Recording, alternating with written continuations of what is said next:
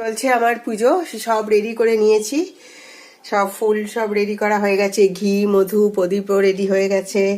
এখানে হচ্ছিল শিবের সবকিছু এখানে জোগাড় করে নিয়েছি। এবার হচ্ছে শিবকে অভিষেক করাবো। তো